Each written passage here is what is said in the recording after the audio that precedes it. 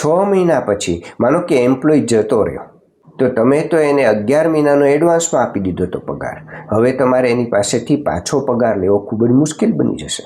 હવે માનો કે 10 વર્ષ પછી તમને કાંઈ થઈ ગયું અને તમે 10 વર્ષની પ્રીમિયમ પેઇંગ ટર્મમાં બધા જ પ્રીમિયમ ભરી દીધા, તો 10 વર્ષ પછી કંઈ થઈ ગયું હોય તો 45 વર્ષના વધારે પ્રીમિયમ ભરવાનું એ તમને નુકસાની છે. હું રેગ્યુલર પ્રીમિયમ ભરું તો મારું પ્રીમિયમ વેસ્ટ નથી જતું. મેં આવતા વર્ષનું પ્રીમિયમ આજે ભરી દીધું, મને સિક્યોરિટી છે, હું બચી ગયો તો જ નેક્સ્ટ યરનું પ્રીમિયમ ભરું.